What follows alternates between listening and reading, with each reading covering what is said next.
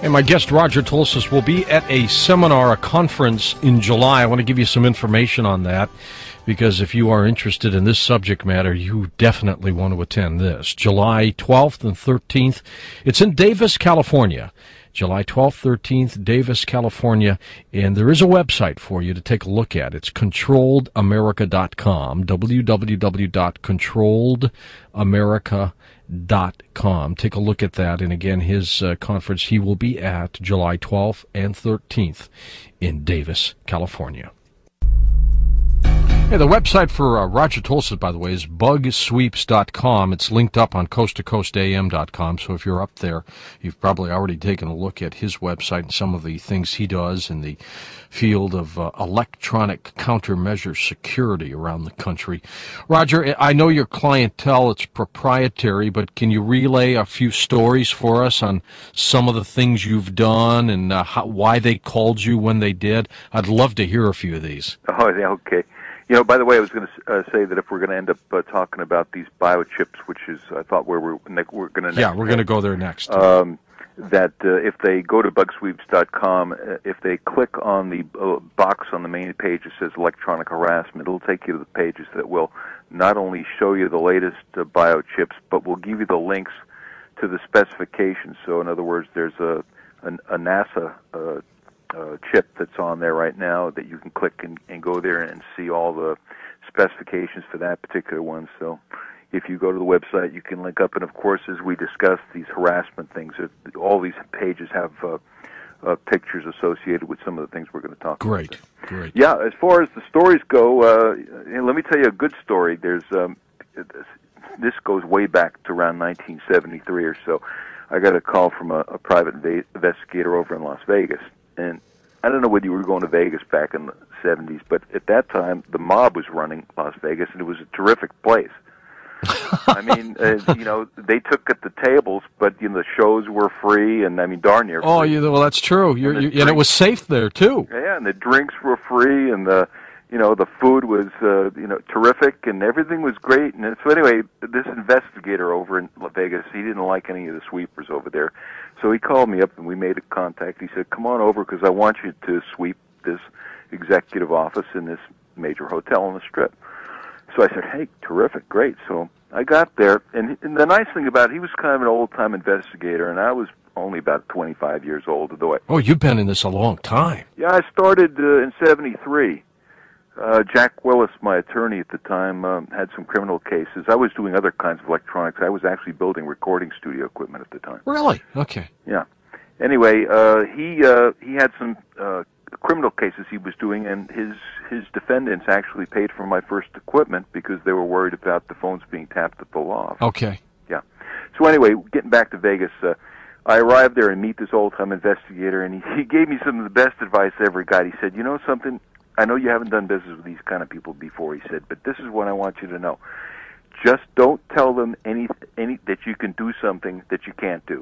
Just make sure that whatever you tell them you can do, he said, they're going to bring out a suitcase with money in it, and they're going to give you the money, whatever you want, but just make sure just that deliver. You can do it. Yeah. So I said, okay, fine.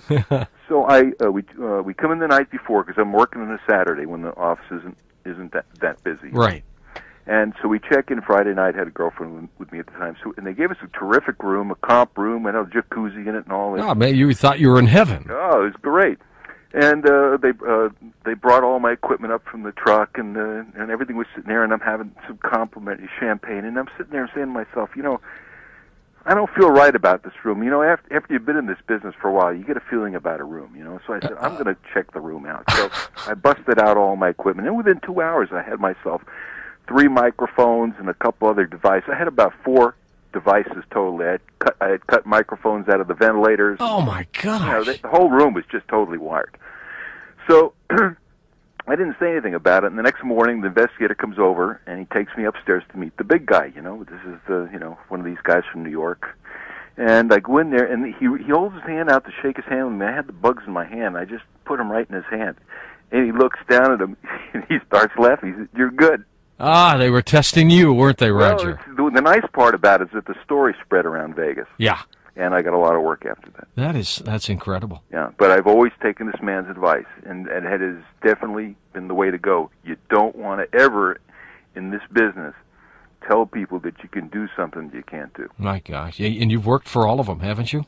I've worked for some of the most powerful people in America. Yeah. You know where Jimmy Hoffa is, don't you?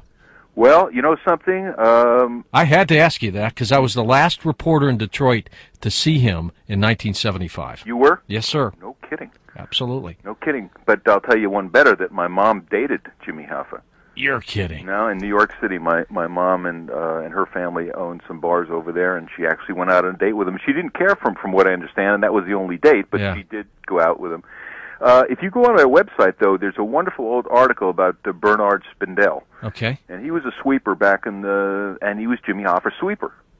And there's a wonderful Life magazine article that's in my info section there, and it was written back around 1968, and it's pictures of Bernard going out and placing bugs.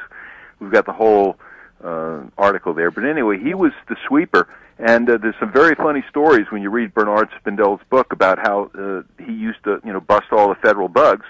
They'd be wiring up the Hoffa, and he'd go around, and he'd also have monitoring equipment. So as the FBI kept surveillance on him, he was always monitoring the FBI communications. And Hoffa snuck him into his hotel room most of the time in laundry carts and things like that. And the whole time Hoffa's listening to the FBI, and you can hear everything, because they're chatting back and forth, and they're eating donuts. They rebugged him, huh? He was cross-bugging the government. He was. And Spindell never wanted to cooperate with the government. Eventually, the government killed him. You think they did, just directly? No, they imprisoned him and didn't allow him to have his heart medication. And off he went. Yeah, and that's it. And that's in his book. There is a book written about him, and the end isn't in the book, but a lot of the stories. The stories you may have, Roger, huh?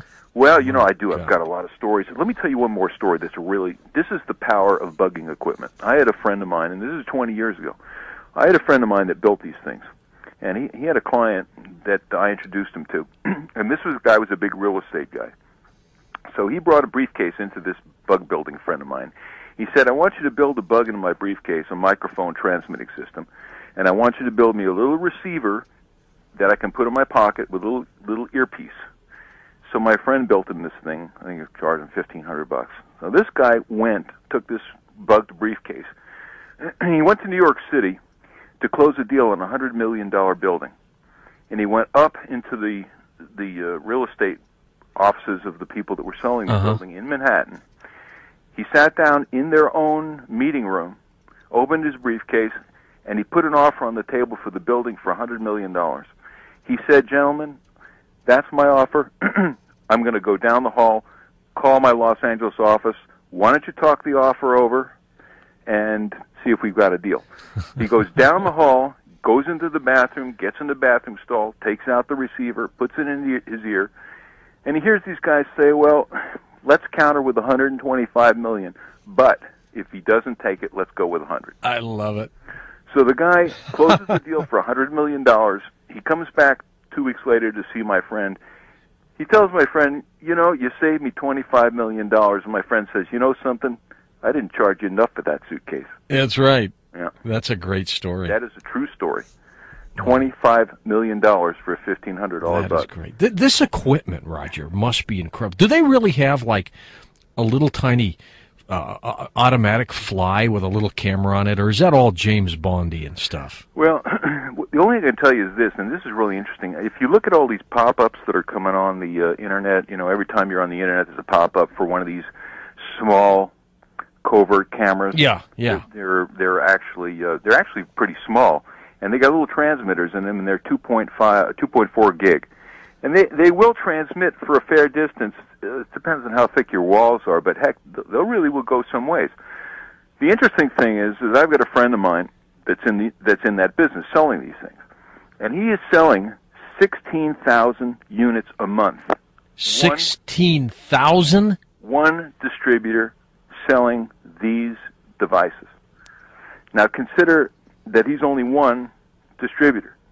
So that means there's hundreds of thousands of these devices that are going out into America every day. Wow. And a lot of them are being used by perverts. I mean, these people are putting them in bathrooms, and they're spying on neighbors. I mean, have you seen the up the skirt cams and all the rest of this stuff? Right. People are putting up websites where they're putting these cameras in public bathrooms. And they are really small, aren't they? They are small, and you know something? At 2.4 gig, they are not easy to detect. I mean, I have a $32,000 surveillance receiver, and that does do a good job, but you don't want to get real far away from them.